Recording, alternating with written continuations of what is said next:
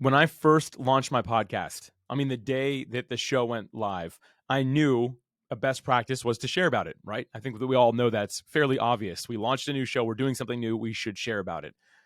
I don't think I'd ever been more nervous in my life than that moment when it was time to share it. I remember writing it up on all my social media channels and like sitting and staring at it, like looking at the words. And I was like, man, do I want to hit post? Like, do I actually want to do that? I'm like, I know I'm supposed to, but why do I feel like I shouldn't or can't? I've done all the work. The podcast episode is live. Now it's my job to share it. And by the way, it's all of our jobs to share it. And if you're wondering, hey, am I struggling with imposter syndrome? Like, if you're not sure, if sharing your podcast with people is scary to you, then yes, you are. And I'll get into that in a moment. But back to my story, I finally remember I hit publish and I was thinking that like I'd feel this instant relief of like, it's out there. I didn't. I actually felt more nervous. I started saying, what if people don't like it? What if it isn't helpful? What if it's not good quality? What if I didn't do the right thing? Why am I even podcasting in the first place? All these things started running through my mind. And if there's one thing I know to be true about imposter syndrome, it's that our minds are going to tell ourselves it's only you struggling with this. It's just you. No one else is like that in podcasting.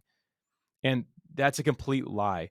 As a matter of fact, the more I've talked with top level professionals, top level podcasters, I mean, literally some of the best, some like top 10 all podcasts. I've met many of those hosts.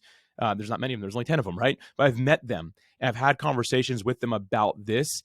And it's funny when I ask them, like, hey, have you ever struggled with imposter syndrome? They're like, oh, yeah, every day I still do. I'm like, what? Like, and that's why I named this lesson Navigating and Overcoming Imposter Syndrome, because many say that, hey, you can't fully overcome it, but you can learn to navigate through it because that's just our natural feeling that comes back up. So I'm going to share a few things that have helped me. And not that I've fully overcome this, but I do feel that I've made a lot of progress from being the guy who was scared to hit publish and then, or sorry, not publish. I published it, scared to hit post, to share it with people or to text it out to people when I first got started. So nervous to do that, to now being very confident in what I'm doing. Yes, my skills have improved, but the thing is, I started getting confidence before that. I was actually seeking advice from a speaker coach, somebody that I know, because I was like, hey, man, like you're a great speaker. And I asked him, and like I was like, I'd love to meet with you to learn to become a better speaker. My first question is, how did you stop being nervous when you're getting on stage and getting on podcast? And he goes, oh, I still feel like I'm going to throw up every time I walk on stage. I'm like, what? And this is, keep in mind, this is one of the best communicators I've ever heard in my life. And he's like, yeah, man. He's like, there's a few things you can do to combat that, but it's the natural feeling that's going to happen for most of us. There's obviously the few that have no problem with this, and God bless you. That's great. But the majority of us, we struggle with this. And so what I want to share are just a few ways I've been able to do this. And below, I'll have some motivation and encouragement as well. Things that I learned that came from my speaker coach. Or I'll remember this one time I was in a clubhouse room of all things with a few hundred podcasters. I was leading it. And the topic of guilt, imposter syndrome, feeling unworthy, that came up. And literally hundreds of people started coming on stage talking about it. And because of that, I realized this is real. Like this is a real thing that many of us struggle with. So you're not alone, and there are some things you can do. So I'll share what helps me, and I'll have some more stuff below as well. So the first thing I want to mention is we need to think about the one person we're going to serve, the one person we're going to serve with what we do. So instead of saying, I hope this reaches the masses, it's going to serve the world, it's going to make everything a better place, that has a lot of freaking pressure to put on yourself, right? Like that's a lot. Being like, hey, this has to change the world. That's the standard. Changing the world is something that only a few people have ever done in history, right? But if you say, you know what, I'm going to serve the one person who needs me most with this content today. If you can say I'm serving one person, you're going to position yourself in a way that's like, you know what, it's just for one person anyway, right? If I can show up and share my message, and I think that can change one life, which I hope your message can change one life and that you believe that, then great. The pressure's off. Everyone else is a bonus if it helps them. The next thing I mention is remember that you are there to serve other people. You are not there for yourself. You are there to serve other people. You're not for yourself. When we make it about us, we think about our performance, how we're going to dazzle people, how we're going to do so great. It's going to be so eloquent, right? Like all those things kind of come to mind when we're making it about us. But if we're doing that or feeling that way, then we're making it about us, not about somebody else. But if we really do what we do for the right reason, it shouldn't be for us. It should be, again, to serve that one person. So instead of saying, oh man, I need it to be good, I need it to be that, I need to deliver, I need my slides to be this, I need my message to be this on this podcast, I need to do it in this time, stop. I need to do this for the person who needs me. This is not for me. This is for somebody else. When you take the pressure off it being about yourself, a lot of the difficulty seems to disappear.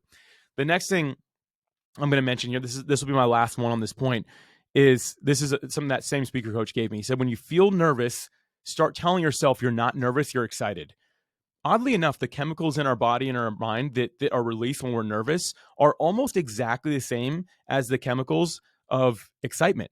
So if you simply tell yourself, oh, I'm not nervous, I'm just really excited about this, your brain will actually be able to like flip a switch, and then you'll stop feeling nervous. You'll start just feeling excited about it. So start telling yourself, I'm not nervous. I'm just excited about the one person's life that is going to get changed because of this message, because it's for them, not for me. When you can do these things, you take all the pressure off yourself and you put it out there. You're just sharing what you know, your journey, your life, and it's going to impact somebody else. The example I always like to give is you're just helping somebody up that rock that they can't get over, right? Climbing a mountain, there's one big rock, you're just pulling them up. You're not the person at the top of the mountain shouting to everyone climbing, saying, all of you, listen, I'll tell you how to get to the top. No, you're grabbing the one up to your level. I think that we can do these things really well. We can overcome this imposter syndrome. And again, I'll have all these ideas below along with some motivation and encouragement, but I want to end with one thing in the video that I find to be really encouraging. And it's simply this: you have greatness and creativity within yourself. You have greatness and creativity within yourself. There's something that you can do to serve the world that only you can do to serve the world. And I firmly believe that. I'm not trying to feed you any BS or anything like that. I truly believe there's something that you have to share that if you don't share it, there's somebody out there who will never understand or never get past the little block that seems to be keeping them where they are. But when they hear you say it, it's finally going to click. But that's the message only you can share. I can't share it because I won't share it the way that you do. But the way you share it will impact that one life. And because of that, we have greatness and creativity within ourselves to serve the world and make it a better place. I hope this is encouraging to you today. Get out there and do two things for me. Make sure you read everything below, but two, start doing the work of getting your podcast out there, because that is your job as a creator. And the best thing I can tell you to do is start putting this into practice. Just get out there and do it. Courage means being afraid than doing what you have to do anyway. Your job with overcoming imposter syndrome is to get out and start sharing anyway.